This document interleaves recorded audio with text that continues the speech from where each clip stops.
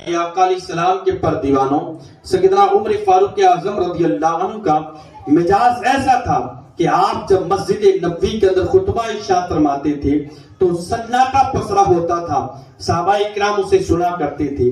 ایک شخص مسجد نبوی کے کنارے سے نکلا اور سامنے عمر خطبہ دے رہے، حضرت عمر کے سامنے آ کر کہنے لگا، اے عمر، خدا سے ڈرنا، موت تجھے بھی آنی ہے، حساب تجھے بھی دینا ہے۔ حضرت عمر کہتے ہیں کہ میں منبر سے نیچے اترا اور اسے لا کر اپنے پاس بٹھایا اور میں نے اسے کہا، اے بندے، ایک بات یاد رکھو، میں تجھے مہینہ کی تنخواہ دوں گا، لیکن جب عمر خطبہ دے رہا ہو تو روزانہ آ کر یہ بات کہہ دیا کر، اے عمر، اللہ سے ڈرنا، تجھے بھی حساب دینا ہے تو تیری بڑی مہربانی ہوگی، میں تجھے مہینہ کی تنخواہ دوں گا۔ حضرت سیدنا عمر فاروق اعظم مہینہ تنخواہ دیتے اور روزانہ وہ مسجد نبی کے سامنے آ کر کہتا تھا، اے عمر، خدا سے ڈرنا، اے عمر، اللہ سے ڈرنا، اے عمر، تجھے بھی مرنا ہے، اے عمر، تجھے بھی حساب دینا ہے، اے عمر، رب کی بارگاہ میں تجھے بھی کھڑا ہونا ہے۔ پیارے آقا علیہ السلام کے پر دیوانوں، کچھ عرصہ گزر گیا، کچھ مہینے گزر گئے، حضرت سیدنا عمر فاروق اعظم رضی اللہ عنہ نے ایک دن اسے بلایا اور کہا، اب تجھے آنے کی ضرورت نہیں ہے، اب تجھے آنے کی جو ہے حاجت نہیں ہے۔ وہ کہنے لگا، اے عمر، کیا بات ہے؟ کوئی غلطی ہو گئی یا کوئی گناہ ہو گیا یا کوئی ایسا عمل سرزد ہو گیا جو آپ کو ناراض کی ہو؟ حضرت عمر کہتے ہیں، اب تجھے اس لیے آنے کی حاجت نہیں، اس لیے کہ عمر کی داڑھی میں اب ایک سفید بال آ گیا ہے، اب سفید بال کو دیکھ کر عمر اپنے خدا کو یاد کر لیا کرے گا، عمر اپنی آخرت کو یاد کر لیا کرے گا۔ پیارے آقا علیہ السلام کے پر دیوانوں، اللہ رب العزت نے اس سرزمین پر بندے کو کیوں پیدا فرمایا؟ رب قرآن میں فرماتا ہے، اللہ رب العزت فرماتا ہے، بندے، میں نے تمہیں دنیا کے اندر اس لیے بھیجا ہے تاکہ تو اس میں اچھا عمل کرے، بہترین عمل کرے، اللہ اس کے رسول کی رضا کی خاطر کوئی ایسا عمل کرے تاکہ قبر میں جائے وہ عمل تیری قبر میں اجالا پیدا کر دے۔ پیارے آقا علیہ السلام کے پر دیوانوں، اللہ رب العزت نے ہمارے لیے یہ عزت والی زندگی عطا فرمائی ہے، ہماری زندگیوں میں کوئی کمی نہیں، اگر کمی ہے تو صرف اور صرف جو ہے نیکیوں کی کمی ہے۔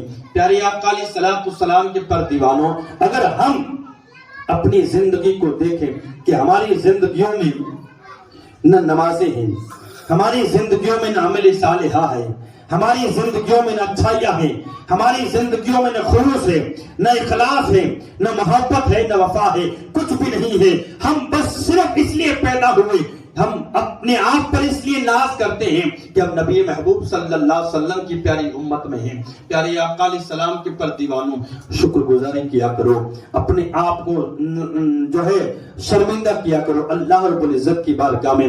بات آ گئی حضرت عمر کی تو ایک بات بتاتا چلوں، حضرت عمر فاروق اعظم رضی اللہ عنہ کی اتنی بڑی شان ہے، لیکن یہ صحابہ بیان کرتے ہیں، ایک مرتبہ حج کے لیے روانہ ہوئے۔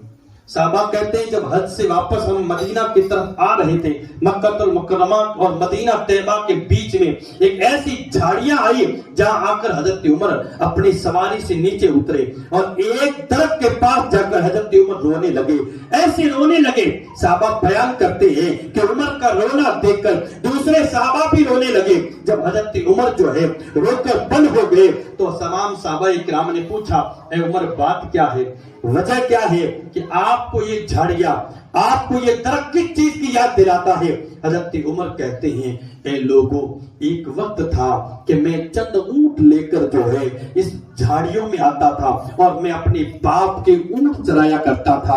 چند اونٹ لے کر جو ہے جب ان جھاڑیوں میں آتا تھا تو اونٹ مجھ سے سنبھلتے نہیں تھے، کوئی اونٹ ادھر بھاگ جایا کرتا تھا، کوئی اونٹ ادھر بھاگ جایا کرتا تھا۔ میرا باپ خطاب آتا اور جوتی لے کر میرے سر پہ مارتا اور کہتا، عمر، تو کسی کام کا نہیں ہے، تو نکما نکھلا ہے، یہ چند اونٹ تجھ سے نہیں سمجھ جاتے۔ حضرت عمر کہتے ہیں، اے لوگوں، وہ زمانہ تھا کہ چند اونٹ مجھ سے نہیں سمجھتے تھے، لیکن جب سے نبی کا دامن تھاما، جب میں نے اسلام قبول کر دیا، نبی کی غلامی کو اختیار کر دیا، اللہ کے رسول نے اپنے قدموں کی برکت سے آج 25 لاکھ مربع میل کا مجھے مالک بنا دیا ہے۔ ایک وقت تھا کہ اونٹ نہیں سنبھلا کرتے تھے، لیکن آج میں دنیا پر حکمرانی کرتا ہوں، لیکن اس کے باوجود بھی عمر ناشکری نہیں کرتا ہے۔ اس کے باوجود بھی میں اپنی اصلیت کو یاد کرتا ہوں۔ عمر کبھی جو ہے اپنی اوقات سے باہر نہ نکلنا، اے عمر کبھی اپنی حقیقت سے باہر نہ نکلنا۔ تیرا وہ دور بھی تھا کہ تجھ سے جانور نہیں سنبھلا کرتے تھے۔